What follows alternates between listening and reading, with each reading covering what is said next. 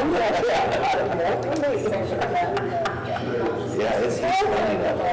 He doesn't try things. It's his funny. You know, so like our pantry's French doors and our office is French doors. So we buy these. I bought one because I was for supply with and I didn't have any. I couldn't find any. I knew I had some stacked up somewhere. I couldn't find any, so I just knew along the wall. And it slipped somewhere else and you can't open them. We got it for the dog because the dog would get in and jump all over the computers and it's just a weekend. So we just put the thing on there. And you had to get one for the paint. Because you're going up and get the Cheerios out. Good evening and welcome to the City of Montgomery City Council. Today is April 22nd. I'd like to call this meeting to order. It's exactly 6 p.m. Ms. Benton, we do have a full quorum in attendance. And if you would please look at your phones, make sure that they're on vibrate or off. That would be wonderful so we are not disturbed.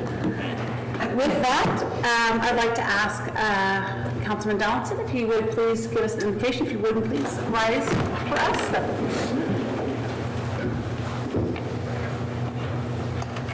Heavenly Father, I'm reminded in Joshua 1:8 that if we obey and hearken to your word, that we'll have good success and we'll deal wisely. I thank you, Father, that I ask that we deal wisely in the affairs of this city, Father, so that we have good success for all the citizens. In Jesus' mighty name, amen. Amen. Now the Pledge of Allegiance to the United States flag. I pledge allegiance to the flag of the United States of America and to the republic for which it stands, one nation, under God, indivisible, with liberty and justice for all. The Texas flag? Honor the Texas flag. I pledge allegiance to thee, Texas, one state, under God, one and indivisible.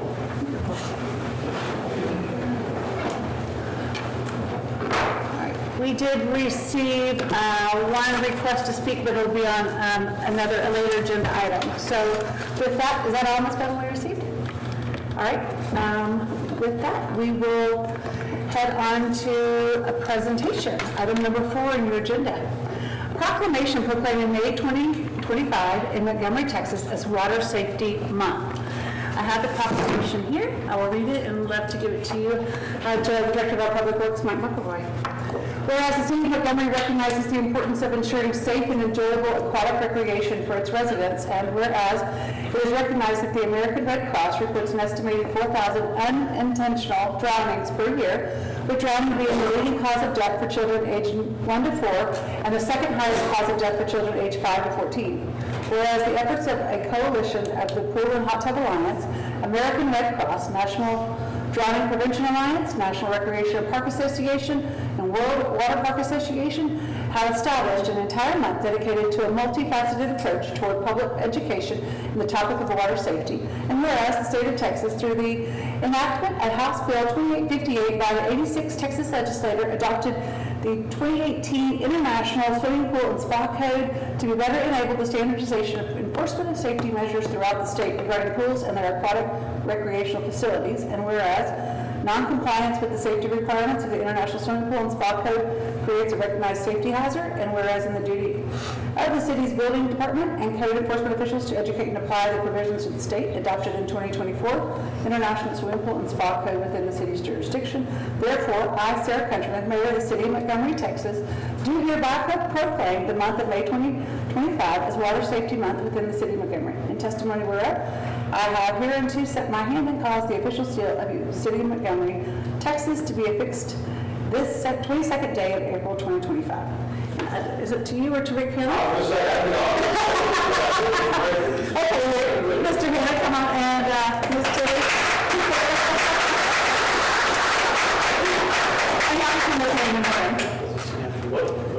and you're doing a wonderful job. No photos. Yeah, we'll set it up while he's talking. Maybe we could. Okay, we'll sure. All right. Exactly. All right. Okay, item number 5 on your agenda, under consent agenda.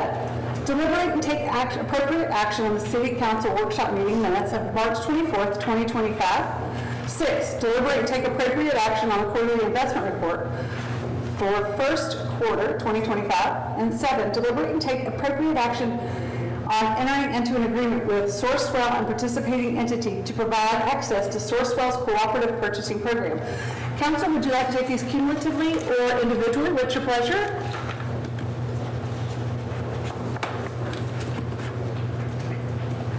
Okay, we'll take. Stan, would you like to take 7 separate? Yes. All right, then we'll entertain a motion for items 5 and 6 on the agenda. I make the motion that we accept item 5 and 6 as presented.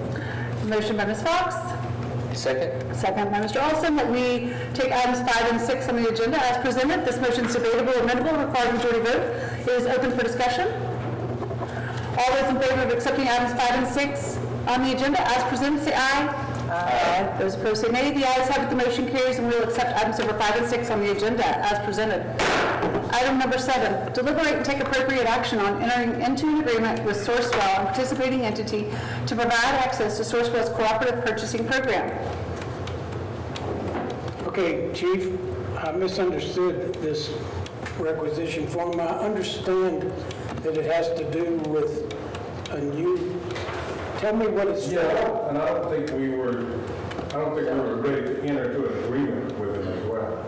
Well, so let me tell you what this is. Okay. Sourcewell is a cooperative purchasing group, just like the HGAC has the buy board and the Association of School Districts has a group that you can become a member of at no cost. And that's what we're suggesting now, that you become a member of the group at no cost. And by doing that, they do the public bidding for a multitude of things, and goes through the advertising process, gets back competitive bids, sets up the contracts, and so that when you are ready to purchase something, if you're purchasing something and it's over $50,000, the city has to advertise and go through the month-long bidding process and advertise in the paper and all that. Or you can purchase through one of these cooperatives who have already done that ahead of time, and so they have set prices. And so they might sell things like playground equipment, or they might sell services like architectural services or building services. And so by entering into the agreement with the cooperative purchasing group that obligates you to do nothing, you just have become a member and are then able to use that service in the future. The chief had mentioned possibly going through Sourcewell to procure some architectural services. This doesn't require you to do that, but it gives you the option to use them if you choose to do it in the future. You don't have to enter this now, but at some point, if you want to use them, you will have to enter it. I have cities that are members of this group, and in my opinion, it doesn't hurt to be members of a couple different groups. It gives you options for purchasing, and generally there are no costs for them. It's like a sourcing mechanism or a purchasing mechanism. Yes, does it give us We more? talked about it last time. It will give us a ton of options. And with the RFQs, we're going through RFQs, we just went through one. Those things are taking us anywhere from 35, 40, sometimes 50 days, and then we have to come back, then bring everybody in for a bid. And by that time, we've lost a lot of ground during that time. So when I started looking into Sourcewell, and then I talked to Mr. Fleming, who actually lives here in Montgomery, I just thought it'd be probably a good idea for council to consider. Absolutely. So it gives us an opportunity to move things a little quicker. I'm fine, as long as we can stay competitive and save money. That's right. If there's no other questions, I'll entertain a motion. Stan? I make a motion that we accept agenda item number 7 as presented. Motion by Mr. Johnson. Second. Second by Ms. Fox, that we accept item number 7 as presented. This motion is debatable, amendable, requires majority vote. It's open for discussion. All those in favor of accepting item number 8 as presented, say aye. Aye. 7, sorry. Item number 7, say aye. Aye. Those opposed, say nay. The ayes have it, the motion carries, and we will accept item number 7 as presented. Regular agenda. Item number 8. Deliberate and take appropriate action on Villages of Montgomery Development Number 2502 escrow agreement. Mr. Wisnowski. Good evening, everyone. In your packet, starting on page 31, you'll see a letter from us followed by an executed escrow agreement. Just quick backstory, so this is the project in Villages of Montgomery. Back in September of '24, feasibility study was completed and presented. The developer, there's a new partner in the development, so they're changing the name of the escrow agreement to the new entity. And so that's what this item is. So what this does, this escrow agreement, is really for the upfront cost for potential development agreement, which we'll talk about in the next agenda item, variances, things like that that need to come through the process. And as they develop their plans and they decide phasing, et cetera, there'll be additional deposits for inspection, et cetera. But just early for that at this stage, so this is just kind of a portion of the deposit. So really, it's putting the name into Parkside Capital versus Death Point, who was the original. Not much change other than just the name. So we'll talk through Do that, yeah. definitely on the next item. The overall concept of development is the same. There's been obviously some tweaks to the land plan, that even from what's in your packet, that we will share and kind of go through. But other than that, the same general concept. Just making sure they weren't scrapping everything and starting new. It's, I mean, the land plan difference between what's in your packet and what's now is it just takes away the connection to College Street. Right. Not, and so all traffic goes out Caroline and plus. 105. That's, that's Great.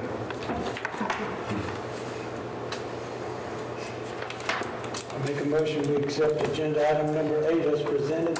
Motion by Mr. Johnson. Oh, second. Second by Ms. Langley, that we accept item number 8 as presented. This motion is debatable, amendable, requires majority vote. All those in favor of accepting item number 8 as presented, say aye. Aye. Those opposed, say nay. The ayes have it, the motion carries, and we will accept item number 8 as presented. Do you want to play that video? I think it's coming up now on this item. Okay.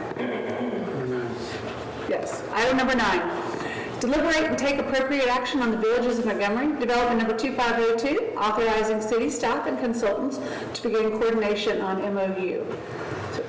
So there is a video that will kind of go over the highlights of the development and some renderings of the proposed development. So I think we'll start there. To summarize what the action tonight will be is review it, ask questions, provide additional feedback. There's a lot of things, this development is quite different than other developments you all have had in the city. We're looking at alley load, we're looking at smaller lots, smaller front setback because of and you'll see it in the video, the type of product that they're proposing is different than the normal kind of traditional single family that y'all have. So the goal of tonight is to give initial feedback, give staff the directive to prepare the MOU to bring you to keep the development process going. But we'll start out with the video. And council members, I'll send it to you on your phone if you can just watch it, if that's easier for you from this angle.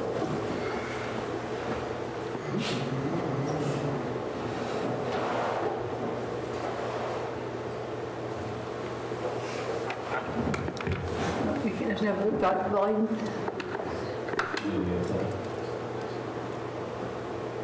Are you sending it through just a message or what? Are you sending it? Yeah, I'll just send it to you.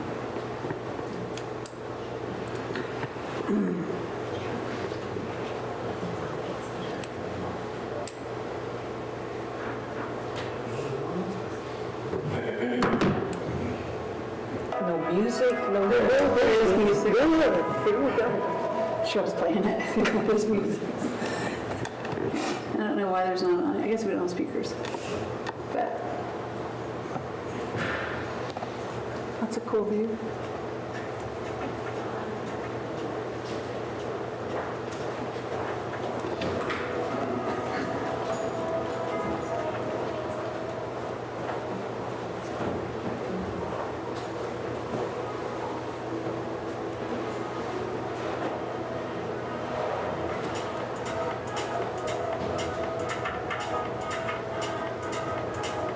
That's 105.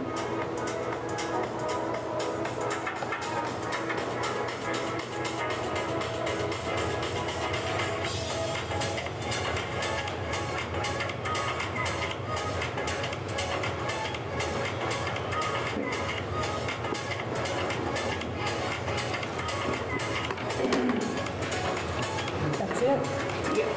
Good, good. Yep. Okay.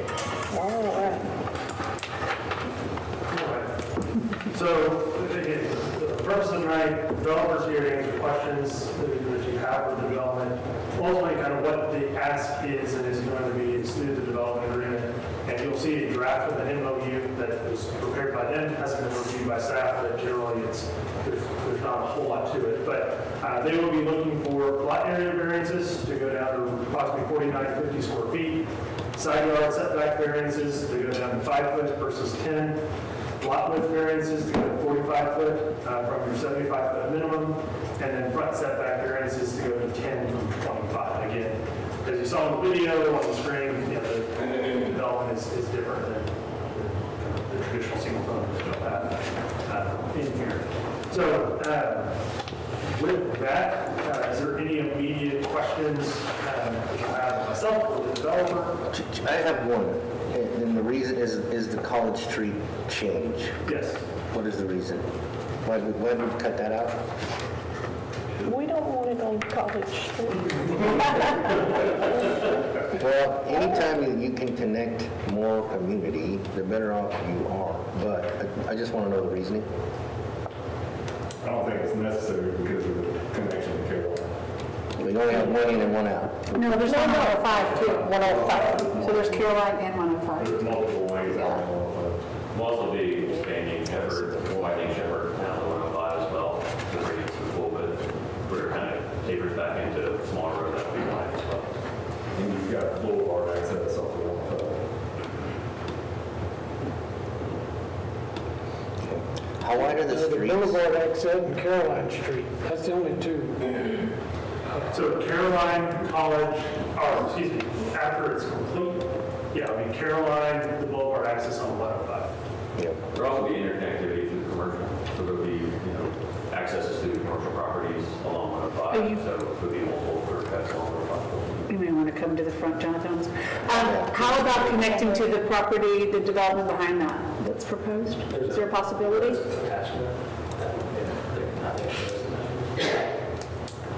It's going to be the top.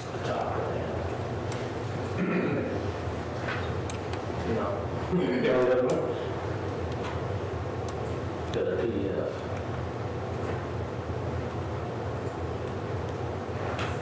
Should be the third one, I think. I'm guessing all. Jonathan, Yes, ma'am. describe to me where this property actually is located. Across from the Boulevard and Orchard. This would be the main boulevard, is basically the main access of the boulevard. That's there. Okay, all the way like, Do you know where Sullivan Electric is? West side boulevard. It's on I-7. I'm looking at it, but I guess I'm not comprehending it all the way to College Street. I mean, to Caroline. It's extending Caroline. So there's 2 detention ponds on the west side after Shepherd, and then the neighborhood, and then there's a detention pond as the other end cap in green space. Are to the those furthest west. detention ponds And that's still Solomon. in the plan? Yes, that's correct. So there's 2, I know you can't see this, but there's Smaller. 2 detention ponds on each side. The smaller ones are closer to on the east side of the development, the larger ones are on the west. And as I think, I remember Cheryl had asked about the connectivity with the development to the back. So the tri-point development wraps around the detention pond on the other side of the creek, but it doesn't bound the size of this development Okay. here.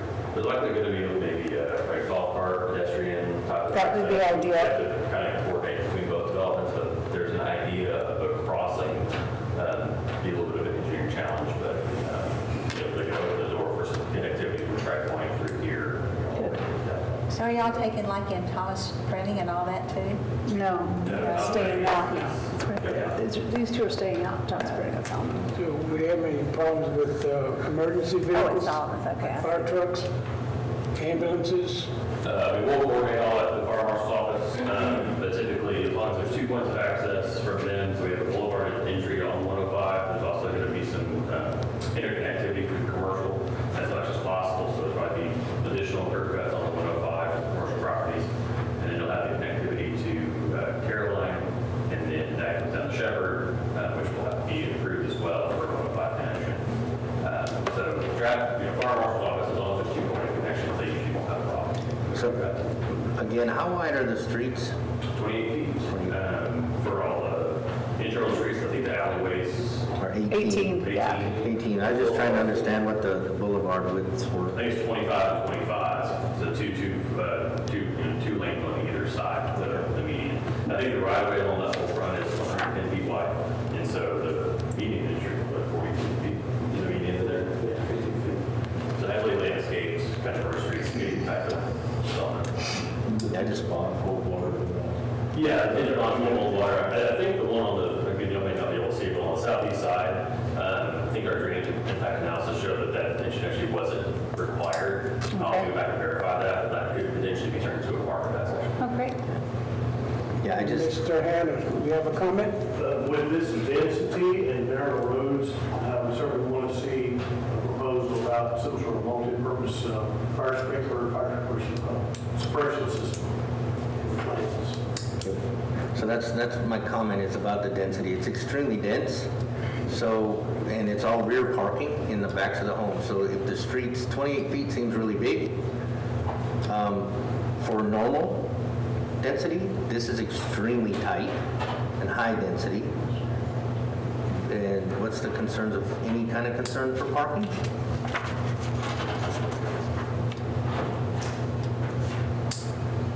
Will you come up? Tom, will you come up to the podium, please? It's better for the record. The 45-foot alley and stuff, those have 3 car garages on them. And they'll be 3,500 to 4,200 square foot homes. Yeah, they're big homes. Repeat that again, Tom? It'll be 3,500 to 4,200 square foot homes. They're basically, Absolutely sizable. yeah, they're what I'd call patio homes.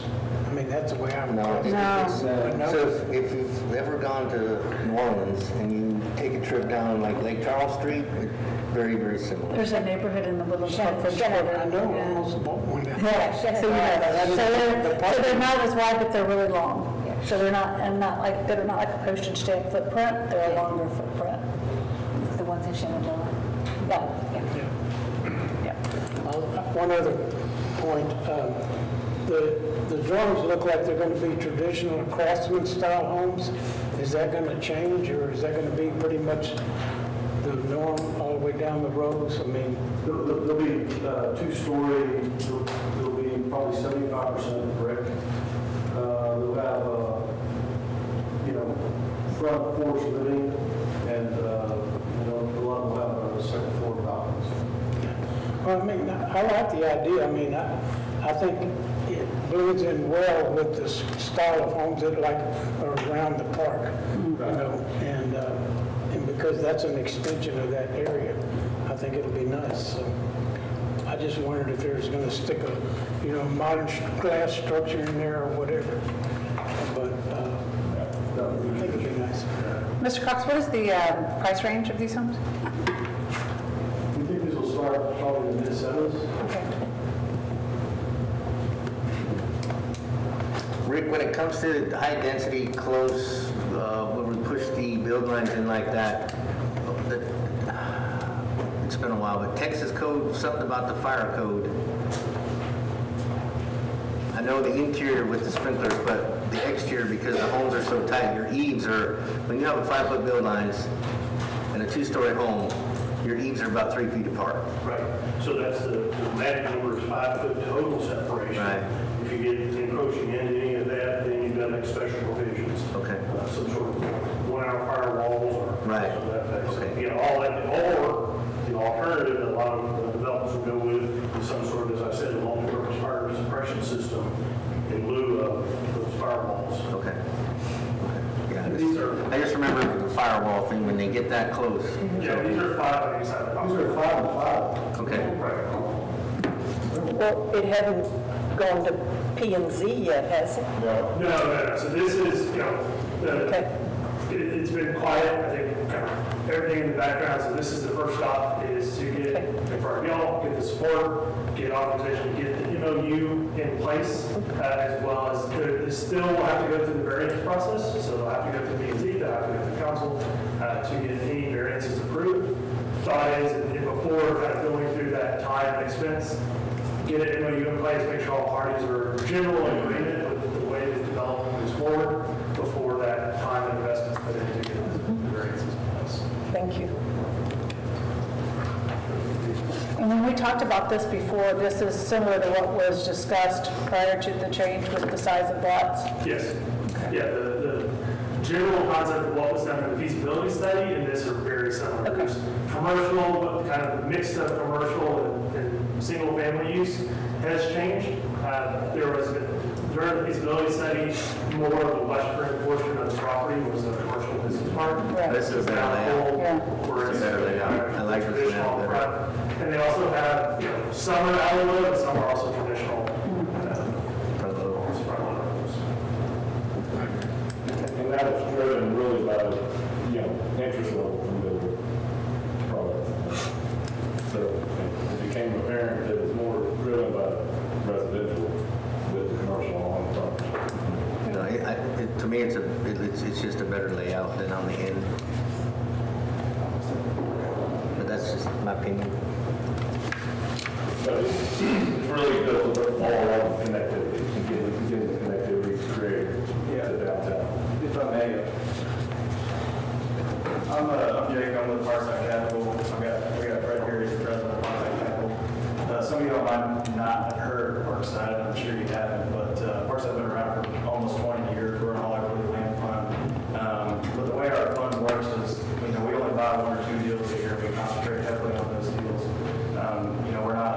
We're not going to come in here as a baby developer and it's just another deal on the table for us. We're brought into situations like this to be meaningful, impactful developments.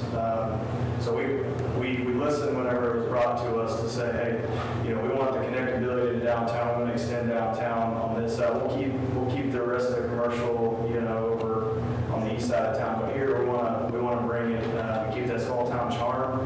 The way that Parkside does that is, we don't just dig a hole in the ground. We try to amenize our detention ponds with walkability trails, golf cart paths, whatever is allowed at that point.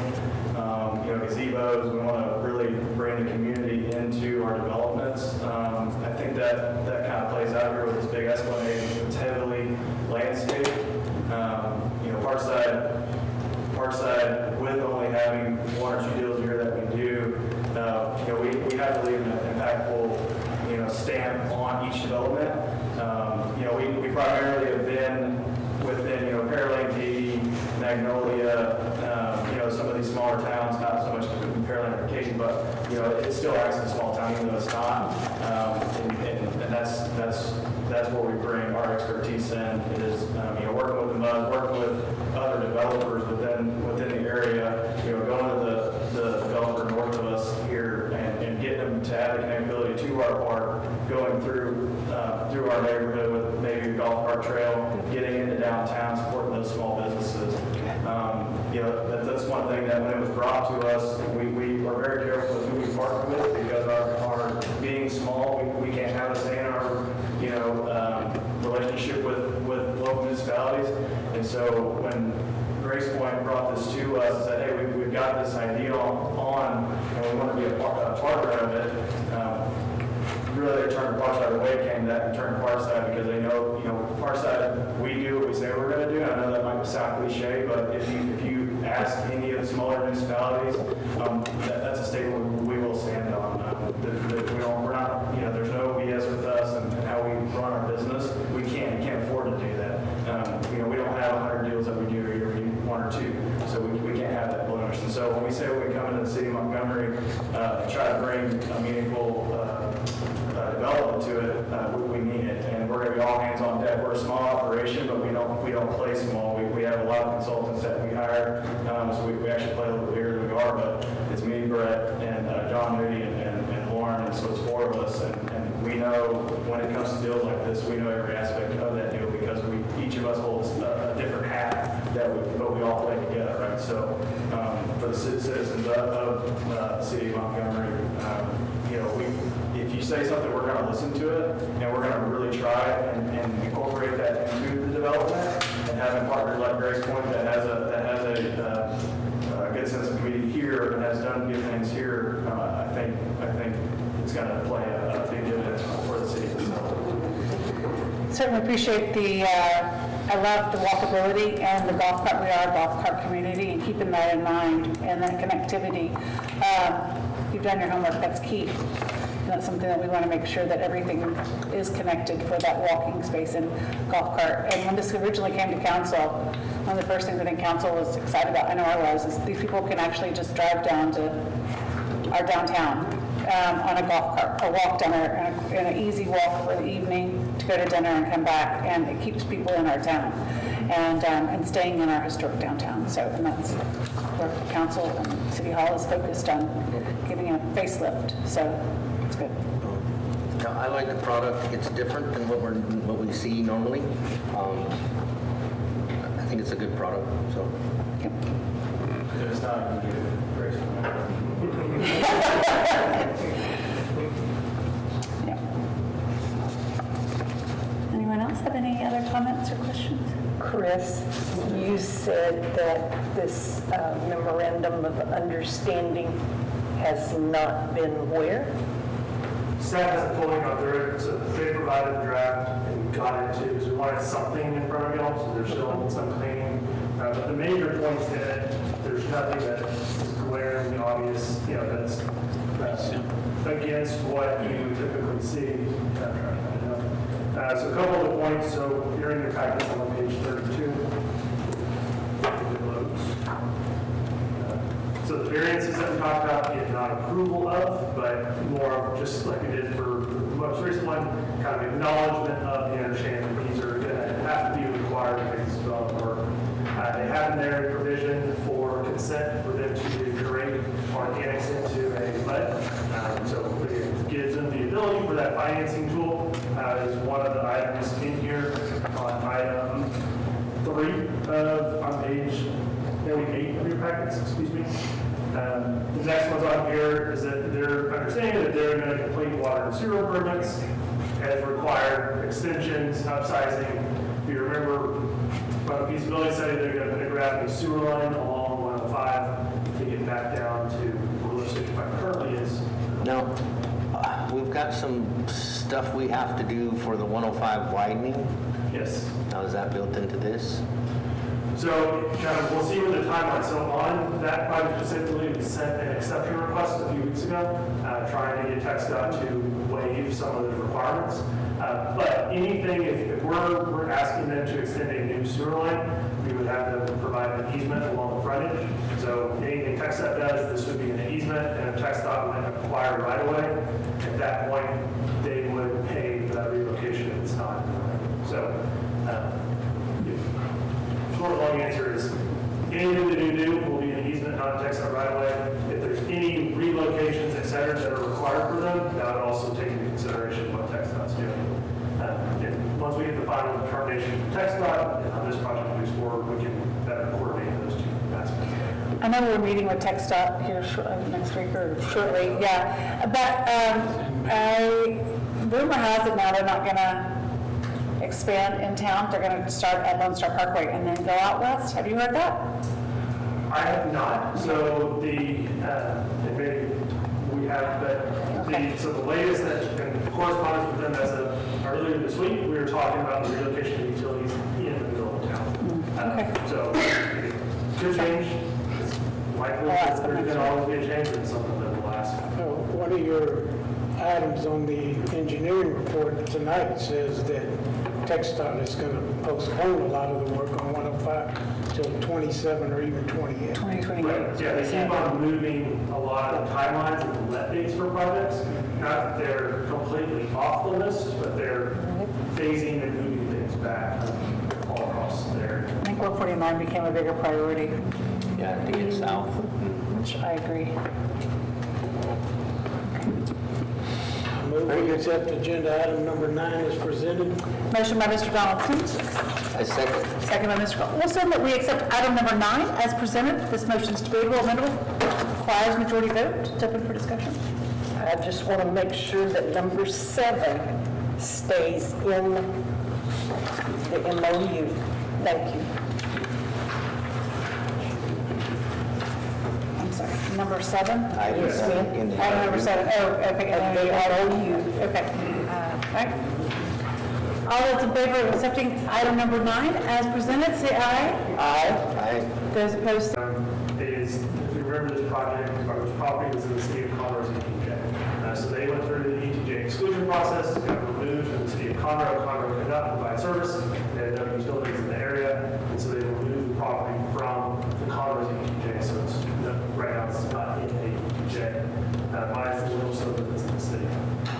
So for tonight, it's the exact same thing as we just talked about with this development. So this is discuss the draft MOU, provide comments and feedback on the proposed development. I'll point out a couple differences, and their ask is and what they're asking for here is very different than the development we just talked about, and authorizing staff to produce a full MOU and come back to at a future meeting.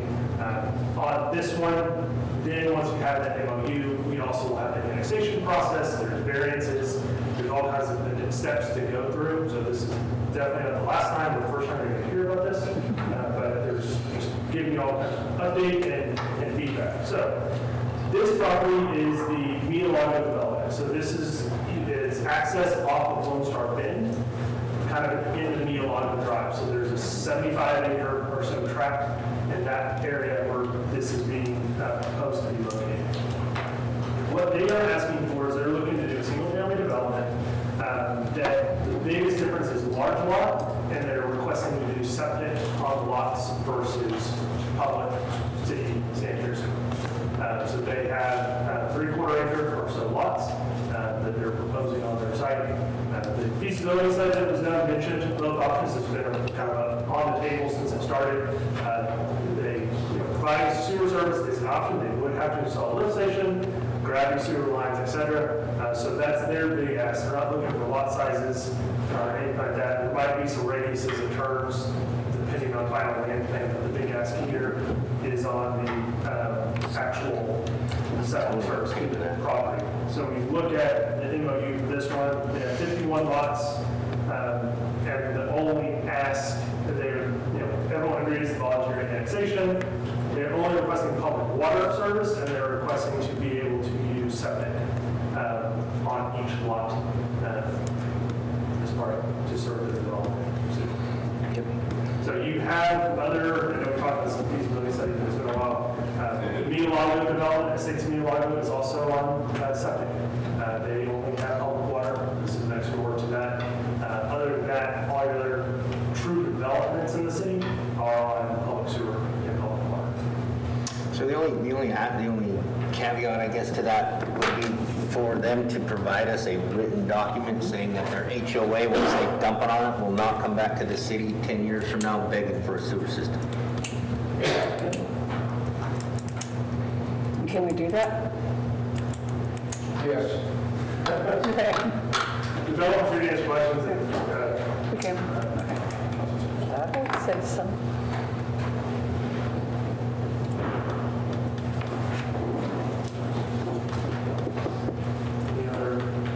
This one's, again, relatively straightforward, but it is a big change with septic versus not. So if y'all are open to it, that's the feedback we need. That'll allow us to draft the MOU with those terms in it, adding the language about the HOA for, requesting, making sure it's clear that you do not have service, you will not have service, and then we can move forward for this one, which would move forward for the annexation, etc.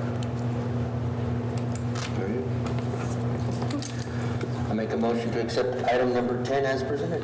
Motion by Mr. Olson. I'll second. Second by Ms. Langley that we accept item number 10 as presented. This motion is debatable, amendable, requires majority vote. It's open for discussion. All those in favor of accepting item number 10 as presented, say aye. Aye. Those opposed say nay. The ayes have it, the motion carries. We will accept item number 10 as presented. Item 11 on your agenda. Deliberate and take appropriate action on Montgomery Summit Business Park and the recommendation ending the one-year warranty and releasing the maintenance bond. All right. This item is around the Montgomery Summit Business Park addition. So at the northwest corner of Buffalo Springs in 1097, the new retail building that was built a year or so ago. If you remember, they put a public storm sewer along the frontage or the parking center. So at that time, we all entered into a one-year warranty period. On April the 7th, we did a one-year warranty inspection, inspected the pipe, the manholes, et cetera. We found no deficiencies. It's a very small scope of work. And so our recommendation is to officially end the one-year warranty period, release the maintenance bond, and the city will take over future maintenance and ownership of that bond.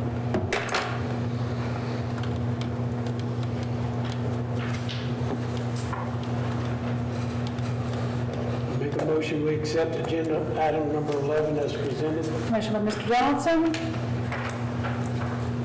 Second. second by Mr. Olson, that we accept item number 11 as presented. This motion is debatable, amendable, requires majority vote. It's open for discussion.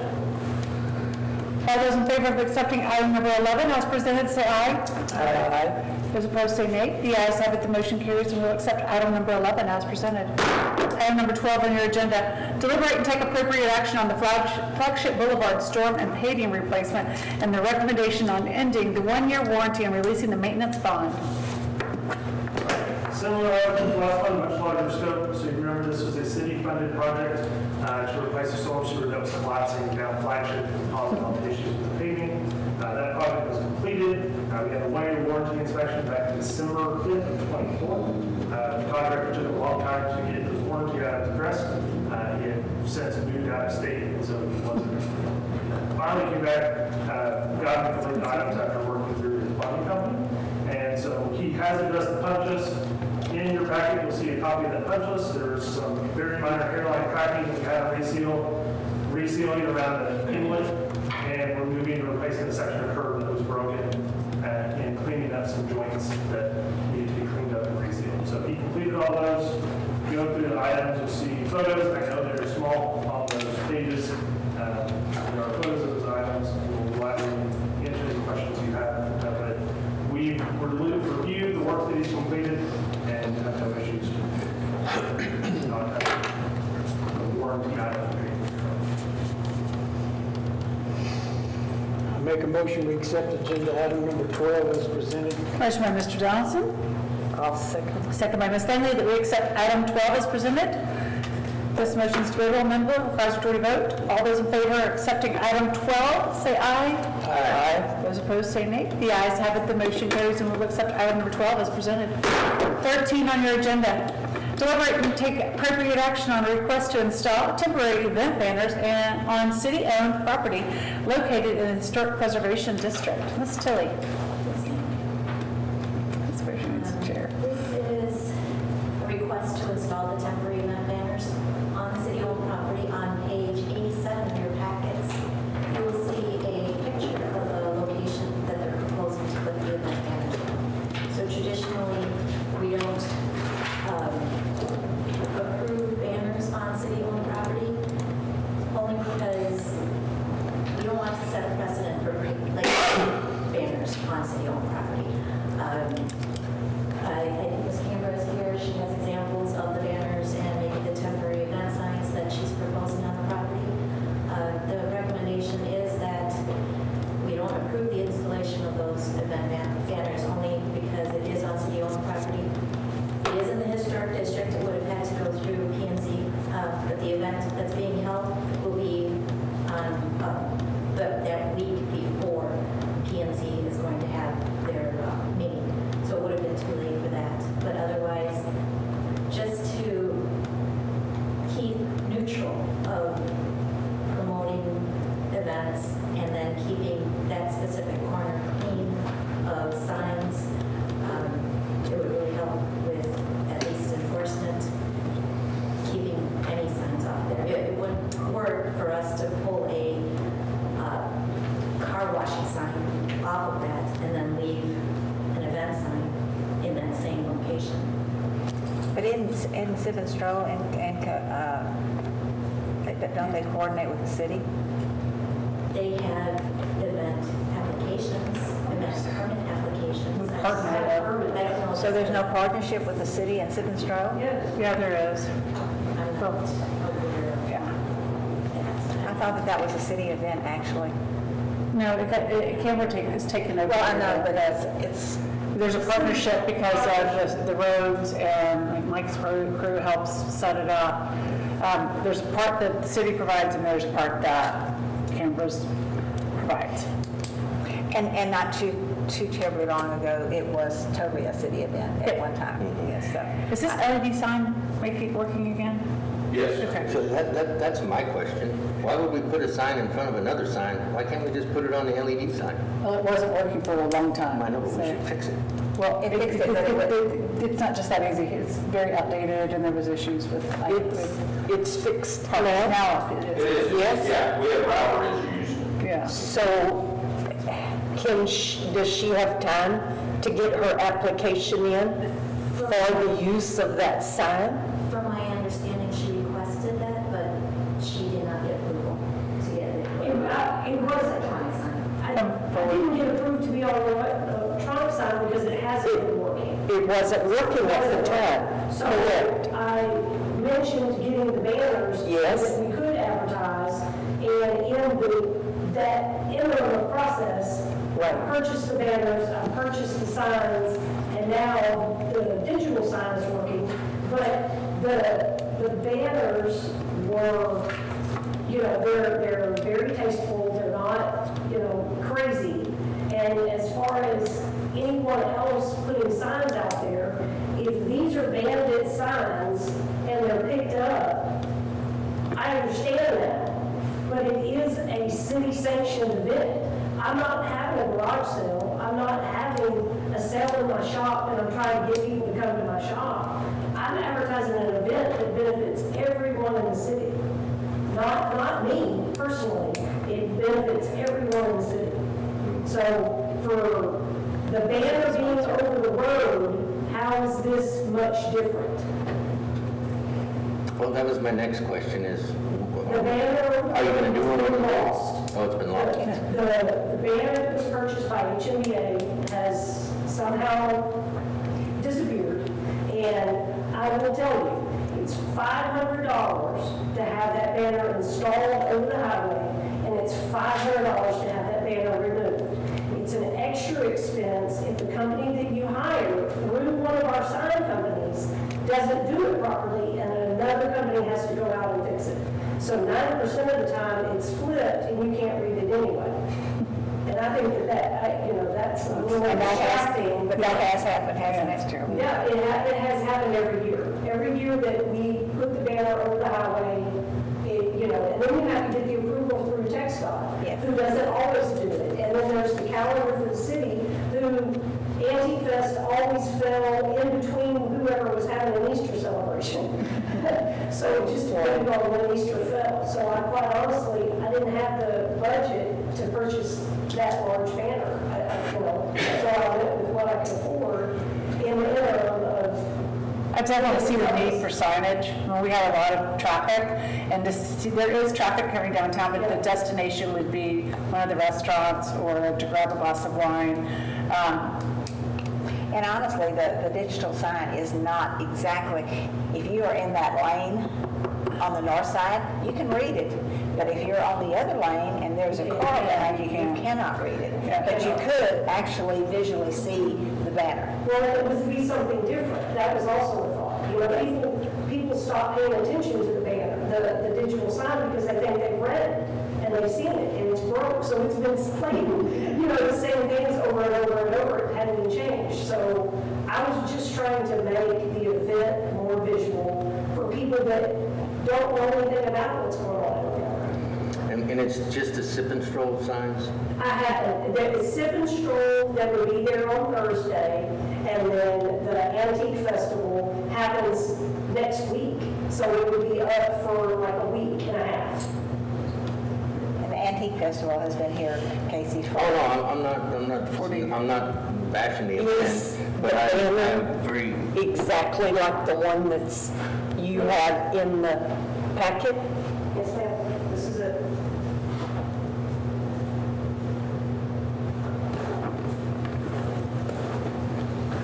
It just so happens nobody sat here. But it's double-sided, so it says this on both sides.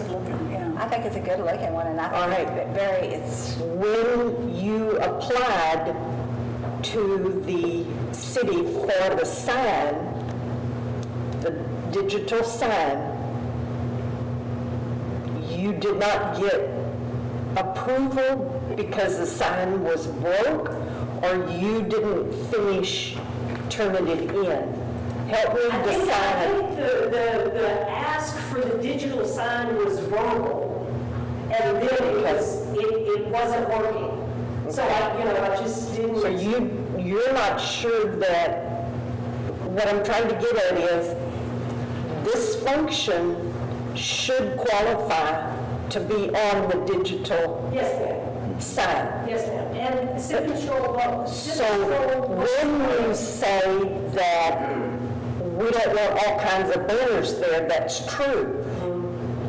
But I wouldn't qualify as an individual to put in an application to get on that digital sign and qualify for it. Exactly. So I want to make sure that this function did qualify to go on the digital sign. As far as from the past, Yes. every time I've ever asked to be on the digital sign, I've never been denied Okay. with an event that is going on. That has not been an issue. The issue was that it wasn't working, so there wasn't a way to install anything new on the sign or make changes. How long would your yellow sign be up on the road, the Sip and Stroll sign? The Sip and Stroll, I planned on just putting up on Thursdays, so that it wouldn't be, I was just trying to advertise it that day, like a reminder situation, because I've done everything else. But when you're saying that, and you're really actually talking about the historic downtown district. Yes, ma'am. Yes. We're talking about the businesses in Montgomery, Yes. not an individual. So you're gonna put that simple stroke sign up every Thursday? That was my plan. I didn't want to leave it up. This one I was hoping to leave up for a lengthier period of time. The Sip and Stroll is easy to just put it up and take it down every Thursday when the event happens. But, Did you take over Sip and Stroll when the last events person was here? Yes. So you take it over? Yes, yes. we've given it back. But since the electronic sign is working now, Sip and Stroll can be back on the electronic sign. Yes.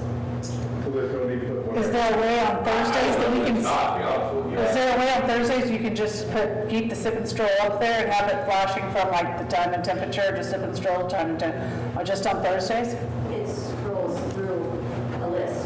Right, I understand, but can you take that list down to those two, just so there could be like a true advertisement all I day? don't have control. That's the request. When you put that in the Can you just take it to like Sip and Stroll and then the time and temperature and then Sip and Stroll, just have like two screens that it flips? Yeah, you can set each individual screen to run for a certain time. Yeah, So you can block other ones out and make another one run exclusively for a short time. And the whole program's all the same, but automatically does it. She sets the time of the day. And so, yeah, we can make those changes. But they're talking about making the changes, but to me, having the Sip and Stroll sign, the yellow sign, I think it just garners more attention, and that's definitely for the Antique Festival, because it's something we're all trying as a group, I think, to get more business downtown, because it is our historic downtown. And I know that it's against the ordinances possibly, but I think that we should have some kind of consideration for the fact that this is going for a group of businesses downtown. So if we're putting it in the historic district, keep in mind that the Planning and Zoning Commission is required to approve that. Right. Planning and Zoning Commission is after this event. So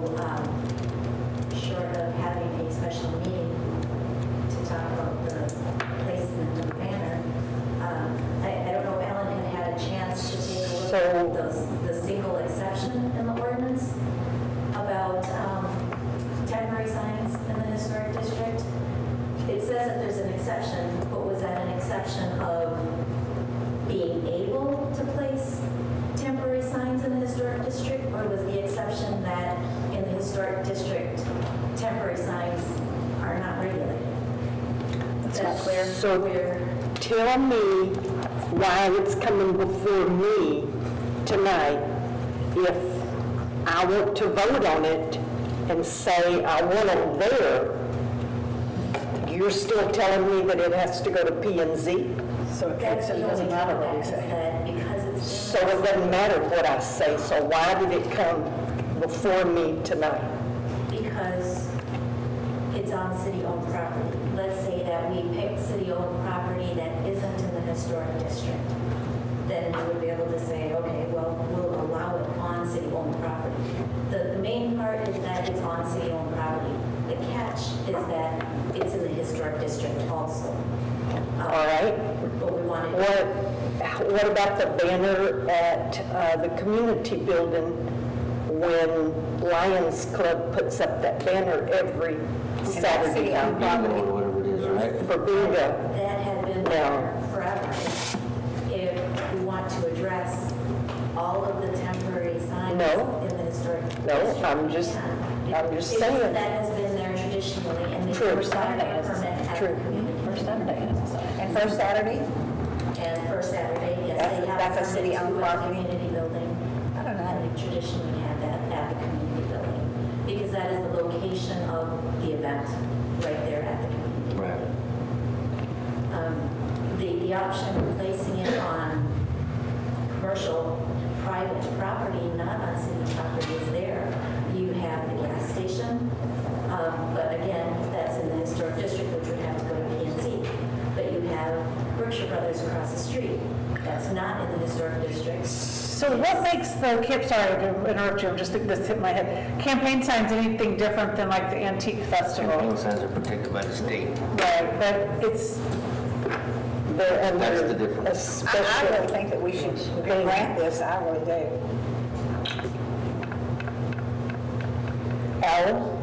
I'm, do we, for the antique festival, the temporary antique festival, right? It's once a year, we put it up. We put it The up. only reason we're putting it up is because when she wanted to get on the electric sign, it wasn't working. So she On both of went these and issues. and bought the banner. The Sip and Stroll is a continuous event. It is. So she has every opportunity to use the electric sign.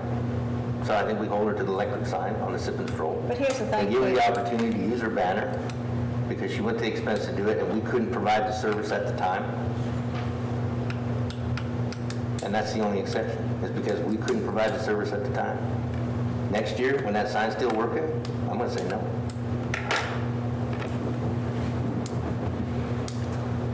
We're going to talk about next year. next year I'll save the money and put the big banner over the highway. Over there, yeah. Because to me, it may not be in the ordinances and everything, Ms. Tilly, but on the other hand, I think it's a benefit for the city.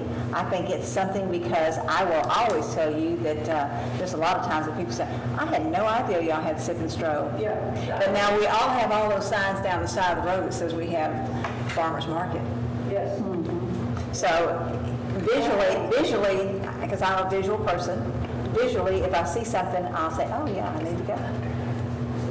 That was my whole thought, is I was just trying to get people to notice that, you know, dogs, there was a lady that came last Thursday that lives behind Berkshire, and She never even knew it happened. never knew that it was even going on. And you know, she came Because she can't saw read that the digital sign. sign.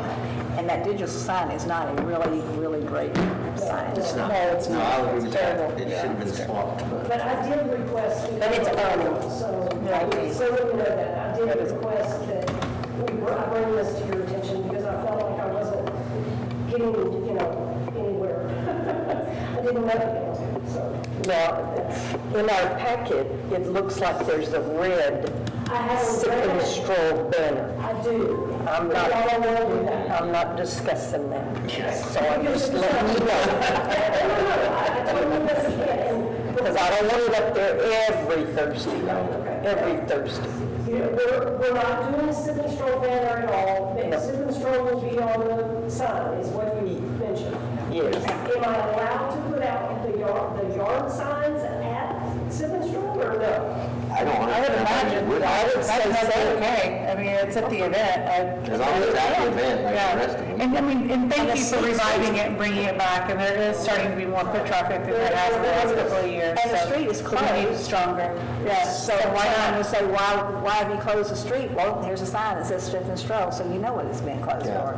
Yeah, I don't have an issue down there either. So I think that your sign code is poorly written. I would say that. I would say that. I'm saying it's 3 or 4 times already. I mean, it's And for 3 city administrators asking about it. There is a provision that talks about special event signs. And, Okay. And you could read that as allowing the city council the authority to grant the permission to use special event signs. We're going to read it without having to light a PNC. Okay, okay. All right, that's I make what a I motion. like. I make a motion that we accept 13 as written and we give approval for the signs. Well, you got to. You'd say for what events? For Sip and Stroll and for the Antique Festival. A motion by Ms. Fox. Can I ask y'all to make a clarification? Yes, please. Come up here, please. Thanks. Well, I'm not getting a second on this anyway, so that. Just from a work standpoint, the rule that we go by is whether it's in the right of way or not. Yeah. So just make sure you specify whether you're allowed. Oh, for sure. In the right of way or on private Good property. point, that's right. Okay. Thank you. Yeah. Thank you for that reminder, Mike. And only this year, because I'm like Casey, I would approve it just because of the situation and the timing, and because we haven't really had an Antique Festival for 2 years, and we need to get it started back up. We did. So, but it just needs to be properly put where it's not, a hindrance to the traffic sight, and we'll do it. I would approve it for just this one time.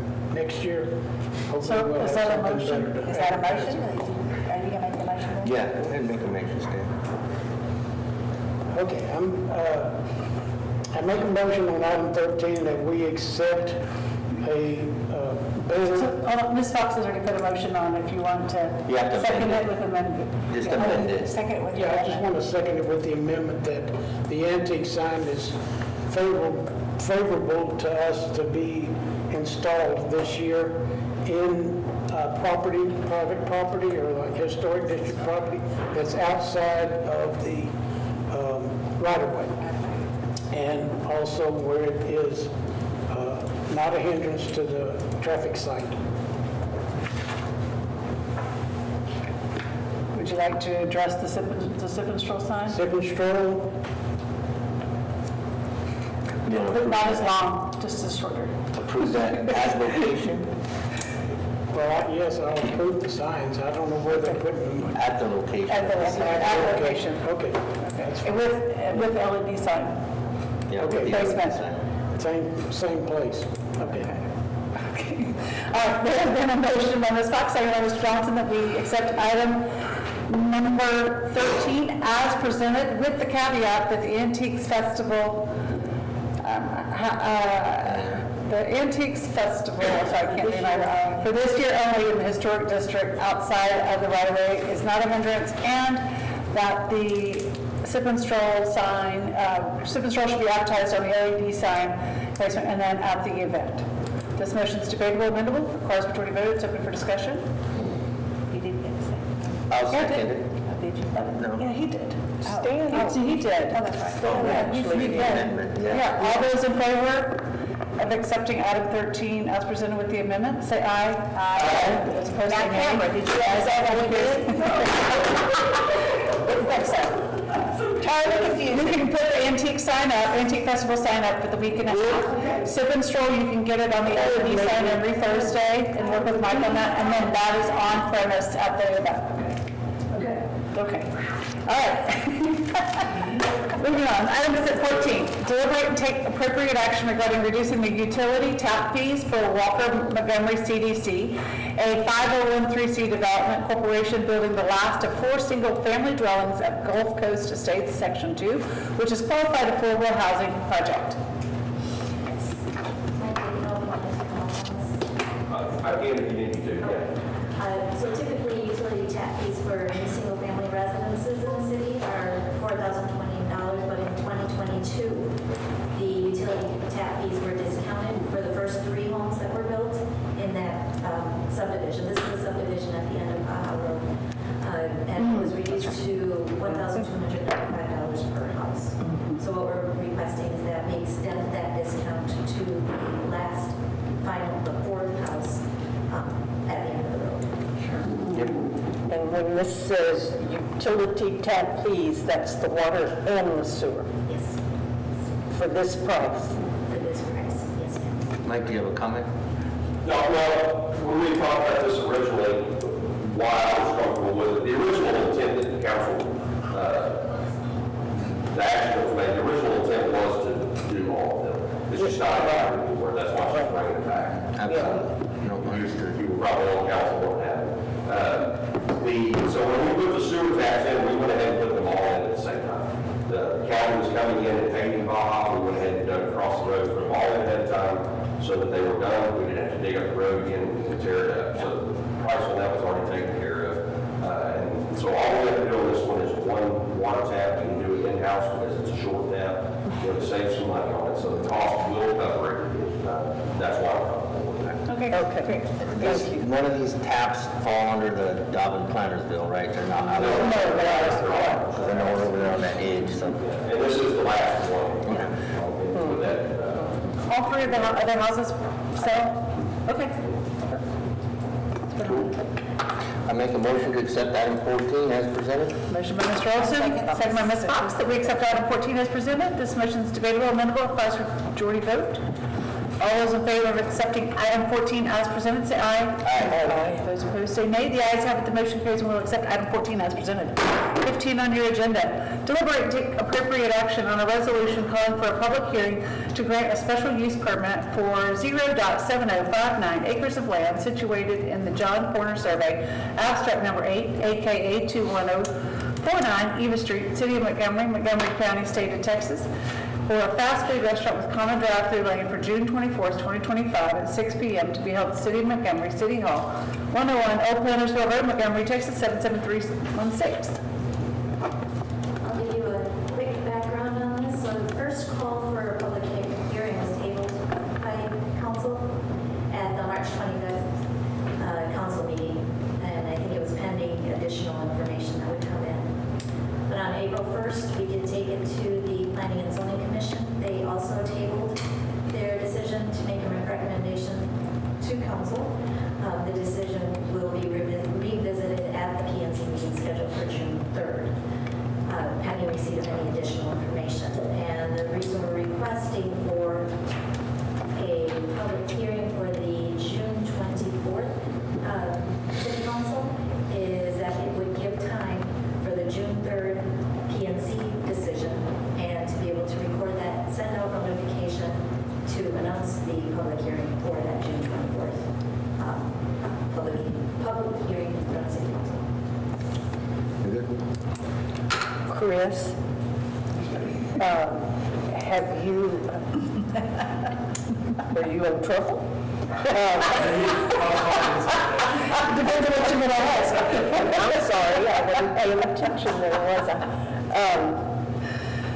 Have you visited with, after the PNC gave these requirements, needing additional information, have you heard from I have the not heard developer? from Jack in the Box since the council meeting where it was taken, and that was when it was happening.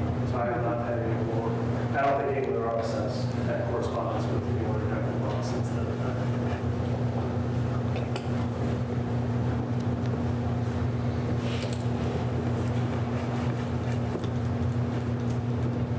Well, I'm not gonna deny deny them an opportunity to speak. So I'll make a motion to call a public hearing, a resolution to call a public hearing to grant a special permit for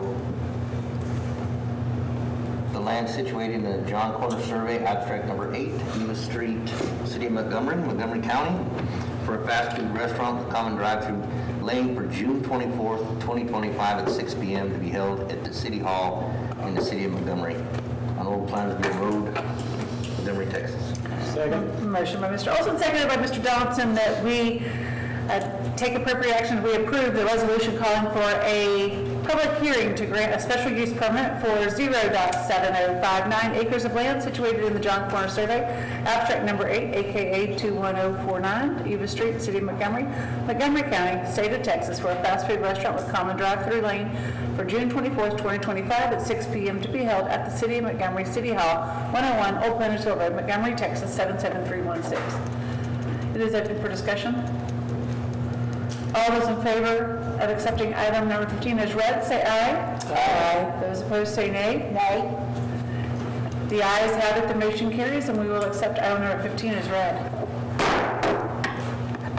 Departmental reports, number 16 on your agenda, Public Works for March 2025, monthly report. Mr. Montgomery. Good evening, Mayor and Council. I skipped out on y'all a little early last month, so I got put on the list first.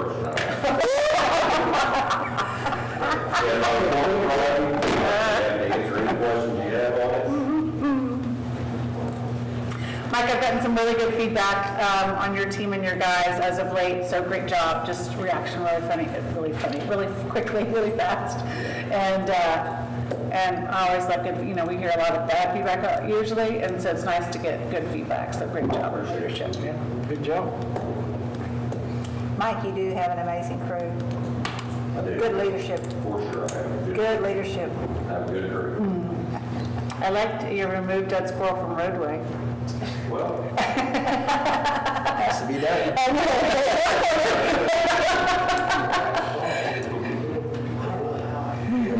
Thank you, Mike. All right, thank you. All right, number 17, utility operations, March 2025, monthly report. Hello, Hayes Utility. I guess if Mike keeps us around, then I guess I'm doing a good job. If you look, we feel pretty accurate on our flushing that we did this last month, so that gets us up in the 95% range. We have done a tremendous amount of flushing, continuing to deal with water quality, making sure that people get the best quality water that they can. We had a complaint today that we went and responded to and did some additional flushing right like 10 minutes before this meeting started. So we're just continuing to try to make sure that the city of Montgomery's got the best water quality we can. So Appreciate it. I see the accountability at 93.53. Did you mean 93 and not 95? Just for the record. yes, 90. Okay. 93.5. I was like, am I looking at the wrong one? Great, no, great job, huge improvement. Wastewater treatment plant, everything's in compliance over there. That's a good word. Questions? Thank you.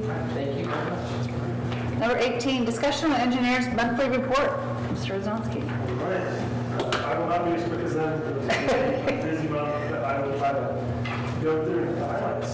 So sorry, your first page, water pump number 2 improvements. You did receive payment number 6, about $337,500 for that project. They are finalizing the well, and they're getting ready to do their 36-hour test on May 9th. So that runs, so that's a whole lot of water.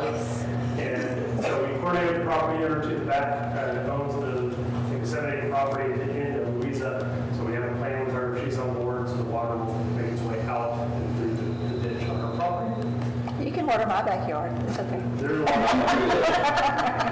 I don't think you want that kind of water. Next item, go on to page 2, your sanitary sewer rehab project, we did receive payment number 6, 83,160.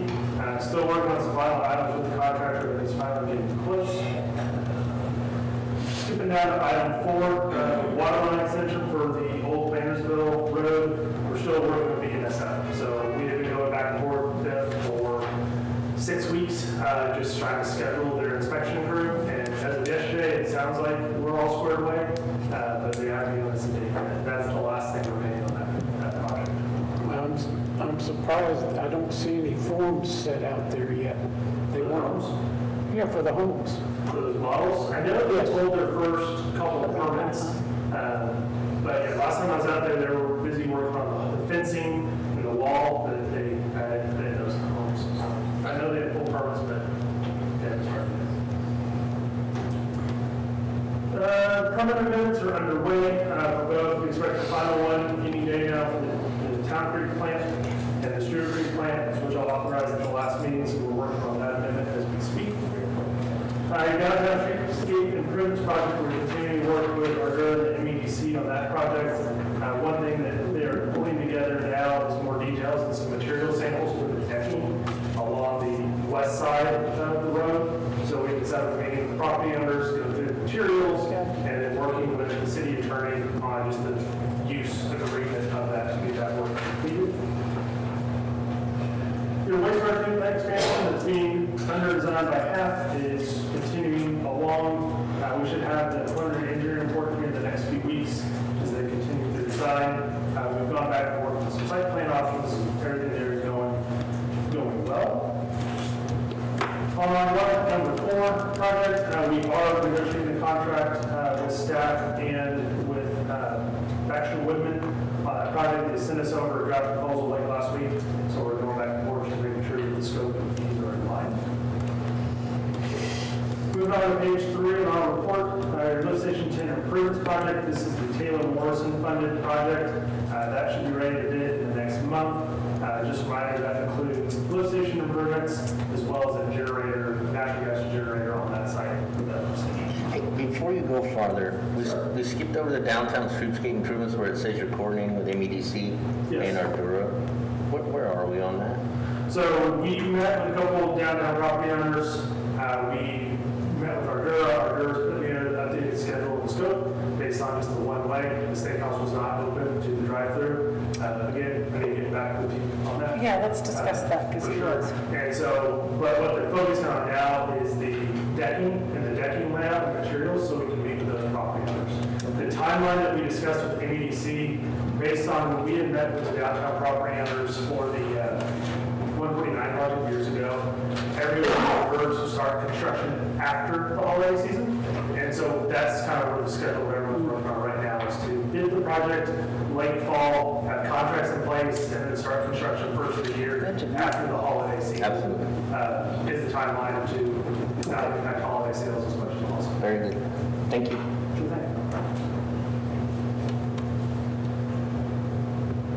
Lift station, so item 12, lift station 5 relocation, and item 13, we'll tie those together. So those are both the tri-point projects. Both of those are underway. Should have those designs completely ready to bid in June, July, respectively for those projects. College Street drainage, again, we're wrapping up that design, ready to bid that next month. Pending grant work test, since this is a ARPA funded project, there's additional hoops to jump through as we discussed. So grant works is working through the environmental review of that and the Bush Pump number 3 addition project to be able to bid out both of those. Item 16, so this is one item that is in your budget. We've been talking about the monitoring. So Pleas Morgan, continues. We've been watching the erosion. It is now starting to undercut those culverts, so we're preparing a scope and proposal and cost estimate based on where it is, and we're back to you through next month to get that project underway.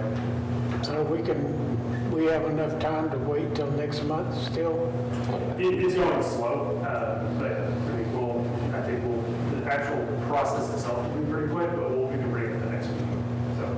I haven't looked at it since this rained yesterday, but it was looking bad the other day. Mike, I know you're keeping an eye on it too, right? I'm sorry. The Pleasant Morgan? Oh, yeah. Yeah, erosion. Did it look a whole lot worse since the rain yesterday? I haven't looked at it. I haven't looked at it. I didn't go over there. So we've been, major events, we usually send the drone, I think, to record kind of all that creek erosion related to this. I had a meeting with MISD last week because the road is getting close, kind of as we talked about through the design process in a couple spots. And so we're working through some options with them. And Is there any grants out there that we can apply for to help us with this? we will look, we'll look to see. Okay. There's, it's kind of a weird area. There's not, a lot of them, a lot of the flood-related grants are tied to flood reduction, maybe you have homes that get in, we don't have that a lot of the times. That gray area, it's an erosion issue, not necessarily a flooding issue, but we'll continue to look and see if there's some options there. Item 17, the crossing of Montgomery. So we're just waiting on deposits from the developer. That is the project over here on the Stowe property, right next to the railroad tracks. Moving on to page 4 of our report, we had a section to kind of summarize where the development agreements stand that are active. A couple ones that aren't on this report because it just happened today is we got 2 pre-development meetings, 3 pre-development meetings since this agenda came out for a proposed Mavis tire shop next to CVS and the shops development, so south of CVS. We also had the developer, you remember the HEB track, there was the non-HEB portion. That developer reached out to the city, going to meet with him earlier today to start that development process, as well as on College Street, one of the Ray properties is looking to subdivide to make homes for his family line. So that's Any of these developments, any of these potential developments derived from retail strategies, or are these people just calling us? Not that I'm aware of. Okay. So I am not aware, they didn't say it, doesn't mean they weren't, but Sure. they came to us. I just think retail's coming, I don't know if we need them, but. As any other developers come to, you just said, reach out to between us and staff and start the process. It wasn't through. Okay, thanks. I guess skip over because this is all just a lot of plan plat reviews that are listed. One thing I will note on the Montgomery Bend section 4 is just reminders of that one, they're waiting until they get the signal installed, but their home sales are slower than they had projected. So they are kind of delaying those future sections and keeping them pushing those back until home sales get back up. Where was that? Montgomery Bend, the multi-development events. Yeah. Are you saying that their sales have not been what they expected? Yeah, lower than projected volume sales. So they're delaying their future sections, they're pushing it back a couple months. Let the home sales get done before they get more inventory on the ground. Finally, page 6 of our report, you see updates. So we're still working with Redbird on the lift station, as well as the final walkthrough of their infrastructure. Those are ongoing. Page 7, TxDOT Atkins Street drainage improvement. So we got an update from them yesterday that they have received the bids and they're evaluating bids for the erosion repair of Atkins Street for that first 200 or so feet of Atkins Street and 1097. So we've asked them to clarify their final scope because we have some old plans and old schematics from them, and we're just waiting on that response and actual time. But at least it's moving forward, they have bids on it. So we talked about earlier the access management on Grimes County to Shepherd Street. We had that stakeholders meeting on May the 13th to get an update from them. Lone Star Bank, Lone Star Parkway improvements. We did have a meeting with the county, and they are working on an interlocal agreement. That's for update I have not heard for the installation and funding of a temporary signal at Lone Star Bank and Lone Star Parkway. Item 3. Sorry, on this section. This Daily Lake Interconnect, I attended this Daily Lake Mud board meeting back on April the 11th, discussed the project again with them. I was also having a call with the developer late last week. Those are still in favor of moving forward with the project and cost sharing. One thing that Stanley Lake initially asked, and we're working through with them, is for it to be metered interconnect, which the original proposal, original discussion was a non-metered interconnect. This is emergency only, it's not used a lot. That meter in Galt is a $175,000 item. Drastically change it because they want a dual meter. So they want one meter that goes this way, one meter that goes this way. You know, we did one a while ago, you know, it was in a vault, and 10 each of those was $175 line item, which puts the feasibility of this out. So they were open to non-metered, so we're working on some information for them to see if we can contribute to that. We'll have to reevaluate the cost benefit if we do have to put in that meter, because the whole project cost was $200,000, so this doubles the cost to do that. But developer was open, still participating, so we're working back and forth with them on the cost share, just both avenues.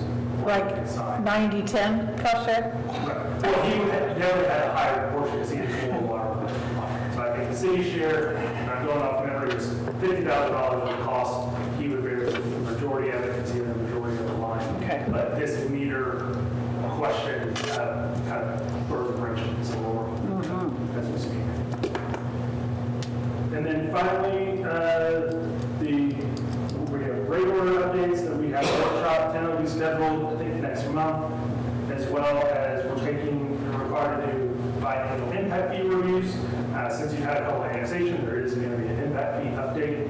So we're taking that draft land use assumptions to planning and zoning as they act as the capital impact advisory committee next month. So we'll start that impact fee update process with them. And then the final item on here is y'all have been asking about the development of the ETJ on the south side of town, south of Spring Ridge Road. So they were provided given notice that they're outside of city rules and haven't gone through any of the city requirements.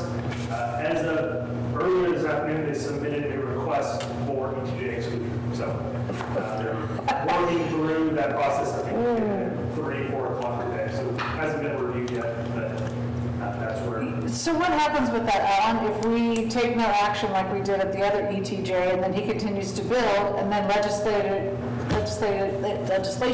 changes, and now that doesn't matter anymore, and now they're still in our ETJ? And he's done everything not according to city code. Yeah, so then they'd be in violation of our building requirements. But, so that's a risk that they take, that they can remove themselves from the ETJ and then proceed, which under current law they can do. But if it doesn't go that way and they've already completed everything, would they be shut them down? Could they be shut down? Would they be subject to a fine? Would we have to rip it out and They redo? would be subject to a fine. But even if you gave them the fine, would they have to correct anything? Well, if it's not according to our code, I would imagine they'd have to rip and replace and put it in accordance to our That's code. what I was asking. Could we force them to do that? I would make certainly. And do you, not to step on your toes, but do you know where that legislation is? Has it been added? Well, The lawsuit. the issue is now with the courts. Yeah. And I haven't seen an update recently. Okay. It's been taking longer than I expected. But, Is that by design? Yeah, that is not cool. Do we still see an activity south of 1097 on Atkins Creek? By the one developer? Within the past 30 days, yes.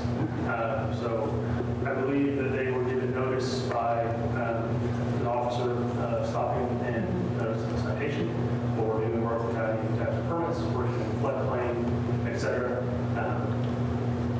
Last couple days I drove by, the machine is still there. I haven't seen them working. Right. But I don't know whether. Yeah, sure. Yeah, no, I just was curious. I know it looked like an ant mound for a while there, even though they were asked to stop. Okay. I've got a curiosity question. How did TxDOT determine they were going to go back 200 feet on the Atkins Creek drainage improvement? So they actually acquired that right-of-way in fee from Michigan. So they own approximately 200 feet from, give or take, from a visual standpoint, to the mound. To that dirt mound is approximately where it's actually now TxDOT right-of-way that they own that native fee. And that's their typical, when they are doing those stream improvements projects, they go 200, 300 feet downstream. It's kind of the extent of what they say is kind of their area. I'd be interested to know how much that's going to cost them. Right, and also the scope. So I mean, the original plans that we had showed a slope culverts underneath the roadway that they have since installed as brand new culverts that are not sloped. So that was our question, what is the scope you're going back with? Because we would assume they're not going to rip that out that they just did and work around it. But until we see what was actually bid upon, I don't know. Yeah. That was the original plan. Right. To take those out and put 2 7x10s in, I think? Yes, 2 sloped large boxes, line the channel on both sides of the concrete, and then help dissipate the energy, which would at least stabilize that first section and gets us to a more manageable path. They were going to do that with the emergency repairs, but they couldn't find the box culverts Right. anywhere near it to Right. go ahead and do it. Yeah, they couldn't find them, that's right. Exactly. Thank you. Thank you. All right, next up, municipal court report, March 2025, Ms. Kimberly Decker. Good evening, Mayor, Council. You have the court report in front of you. For March of 25, the citations were 228, and the revenue was $45,004.03. You have any questions for this report? Thank you. Have a good evening. Thank you. All right, 20 financial report for the period ending on March 31st, 2025. Ms. Carl. Mayor, council, on your report, I told you that this is the first month that we have the split out for CCPD. The other note is regarding the ad valorem tax.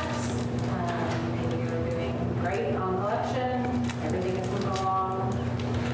I will update you on the business that you had asked about previously, where we had identified we have been receiving sales tax from them, and we expect that there could potentially be a recovery from audit, but that will be somewhere down the line. Okay. But we are receiving regular sales tax. We had not been receiving it, but we are now. Correct. Okay, just The making sure. issue has been resolved. Thank you. You're Thank you welcome. for being diligent on that. You have any questions about anything in the report? I do. I want to know, the debt service, you said it's budgeted at 100%, but we've only got a 96% collection rate. So debt service is one of those weird things in your calculation. We don't have any wiggle room on debt service. Debt service is set by what we owe annually in debt service.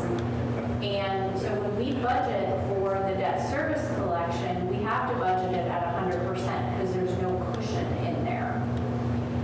Whereas when we budget the maintenance and operations on the ad valorem, we reduce that to a 96% collection because we keep in mind that we may not get 100% collection, and 2, refunds with people who protest their property value.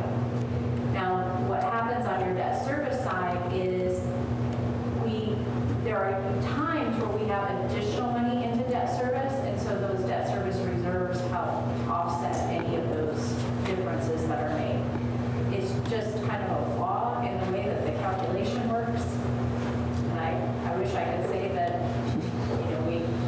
we can change that, but I don't think we can change that. So the good news is it's not usually a really significant amount. If we anticipate it being a significant amount, we would look at additional sources of revenue. Now remember, we can use other sources of revenue to help go towards that debt service, but you can't use debt service money for anything other than debt service. Okay. Okay? Yep. Thank you. All right, and you'll see that we had debt service payments, and so that's why we're a little lopsided in Fund 500 right now, just because we have a lot of outgoing money. But I'll come back. Yeah.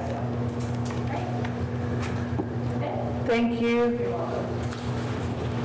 All right, next up, the police department report for March 2025. Lieutenant Belmars. Good evening, Mayor and Council.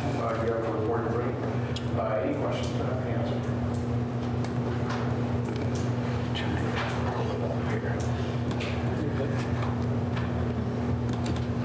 I do have a question. Yes, ma'am. So one of my big concerns with Home Depot coming to town was theft and sucking up our resources, and I'm understanding that they are sucking up our resources. So at what point are they going to they said they would determine when they need to bring in, I know they have theft prevention, which says you can still walk out the door and nothing's going to happen to you. At what point do they hire someone to come in? So they do have a agent that works there, a loss prevention guy there. He's pretty savvy.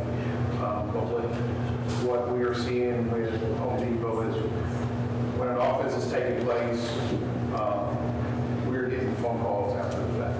And then we're getting the case provided to us with video and all the details of the suspect. And then we're having to follow up to identify the suspect and issue, do an investigation, issue warrants and things of that nature. There has been some talk about, just providing more coverage in and around the area. Our response time is very quick within the city. If we get the call sooner, we're more likely to engage the suspects as they exit all points of sale so that we can make contact with the suspects and arrest them.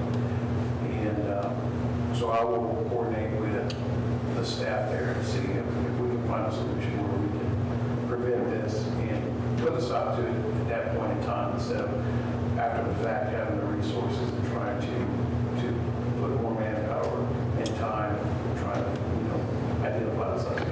Any chance that we can have them, mandate them to put an off-duty officer and pay the officer so that you have somebody on site to quickly respond? I don't know that, I don't think we can mandate them. So I can comment on some of that, right? So that based on their company policies and some of our laws, they can't remand someone against their will, right? Off-duty cover not, right? And the other thing to consider is I think just from a standpoint for Home Depot, I think it's safer for them in their position that if we engage a suspect at a later point that's off the property, it provides a more safety environment, a more safe environment as opposed to if there was a critical incident because of a $120 drill that gets picked up. And so that could be a potential reason why they are not having law enforcement or plainclothes officers working inside there. They have this gentleman there that he is sharp. He puts a good package together. They got good video. They have the resources they provide us gives us quite a bit of intel for us to follow up and end up following the case. And we have followed a couple of cases here back to back that were linked to the same individual on cases. So we're clear, and the information they're giving us is there for us to work. Just out of curiosity, on the service calls from March, the month of March, 237. How many were at Home Depot? That number, I do not know. It doesn't matter what. Just a curious question. Yeah, they do have a system that their inner call system with the 911. We've had quite a few false 911 calls to their establishment.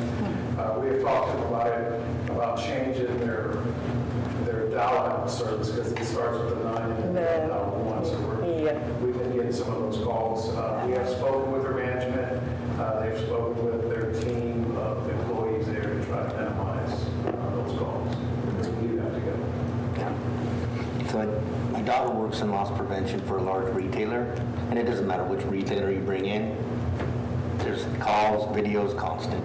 It's a large retailer, you have theft. It doesn't matter which one you bring in. When we get Academy, guess what? We're going to I'm not saying this doesn't bring it in, I'm saying it's sucking our resources. That's the part, that's the pieces, that's the resources. It's not saying that this Home Depot shouldn't have this. I'm just saying, we run thin. We have, I will say, the best law enforcement agency in the state. But at the same time, we still are a small town and we have the number of officers on the street that we have. We have a lot of those, so we're going to have some growing things to come with that as well. Thank you. Yes, ma'am. Thank you, sir. All right, last but not least, the building official report for March 2025. Mr. Rick Gannon. Kristen provided a report. Hi. Hi. Kristen provided a report. I was not able, I'm just a figurehead.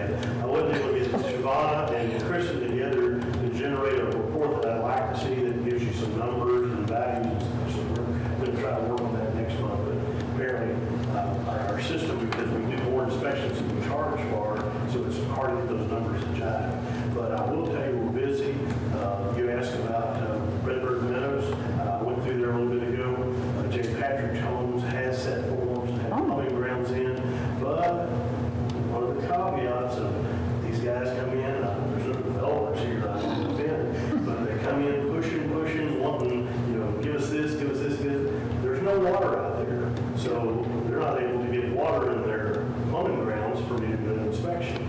So, now it's all sloughing in. I did send them an email when I saw it this afternoon, so hopefully they'll respond back tomorrow. But my understanding is they have their building permit and their plumbing permit, so they've started. I just finished a weekly review, and Perry wants to send their package to look at. So now all 5 of them have got the process going. But for example, they weekly, they're sending their closing statement. They haven't even bought the lot yet. They're scheduled to close April 15th. So, like I said, you get all this pushing, and the city's moving, and they're kind of dragging their heels. When you talked about Montgomery Bend, they just submitted either 12 or 14 new plans. Wow. So I think sales are picking up a little bit because I see more occupied houses out there. So we're still cranking along, moving things. But do you have any questions? How is your swimming pool initiative coming along for safety? I was anxious to get this, and hopefully I can get somebody in the media to maybe get some publicity about water safety month next month. I wonder who you can get. Got 1 or 2 cleaned up.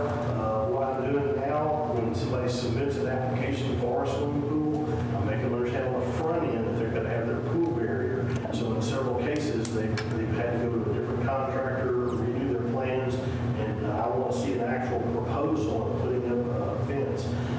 But now that I have that proclamation, that's my plan now, is to start sending that to some of these folks, say, hey, this is a really important thing. We had one by the other day, and they haven't put anything up yet. At least some of the fences, they're not the right height, but this guy didn't have anything, so that's my point to go after next. Okay. Good, great work, thank you. Yeah. Thank you, Mr. Mayor. Thank you. All right, council?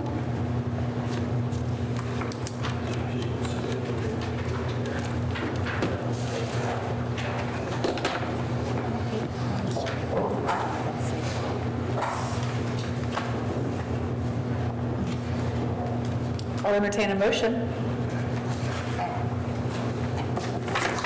I'll make a motion to accept the monthly reports as presented. Motion by Mr. Olson, second by Ms. Fox, that we accept the departmental reports as presented. This motion is debatable, amendable. Requires majority vote. All those in favor of accepting the departmental reports as presented, say aye. Aye. Those opposed, say nay. The ayes have it. The motion carries, and we'll accept departmental reports as presented. Next on your agenda is council inquiry.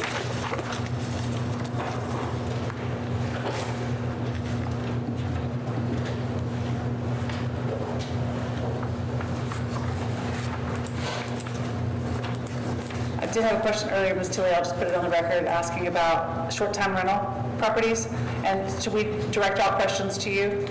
Okay, I will send along your information, thank you. If there's nothing else, we'll move along to executive session number 23 on your agenda. Closed session. City Council will meet in closed session pursuant to the provisions of Chapter 551 at the Texas Government Code in accordance with the authority contained in A, Section 551.074, personnel matters for the purpose of discussion and deliberations regarding the appointment, employment, evaluation, and duties of a city administrator. It is 7:44, and we will head into executive session.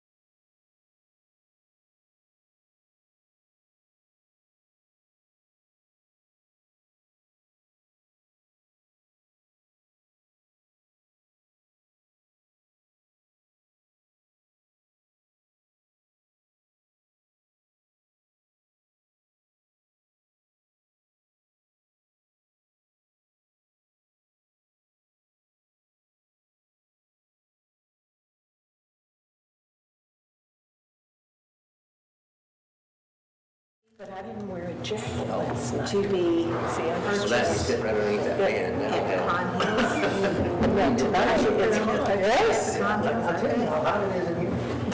yes, Up to 80 degrees. absolutely. Well, you know that hopefully 74. any place is going to have flower shows. Thank you. Yes, they are.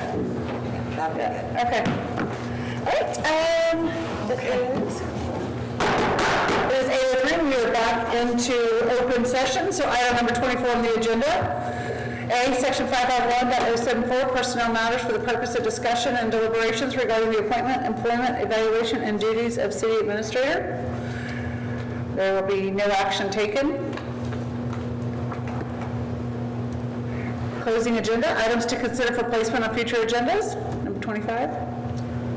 I make a motion to, that's not for future agenda, I'm just No, going you just need to make, you need to make the motion in the open session before we go into. Oh, sorry, go ahead, no action, then next.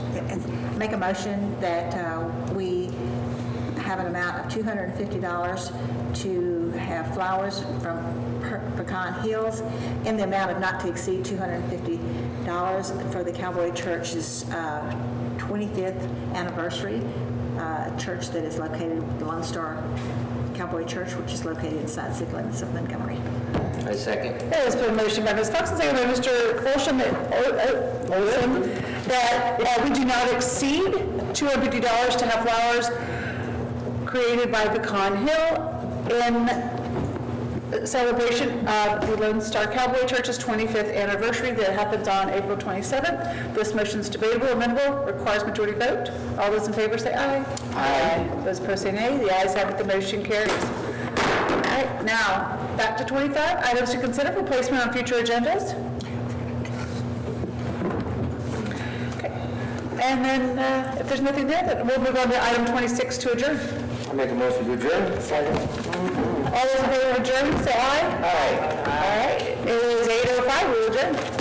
Oh, adjourned, didn't Y'all have a good evening. Good night.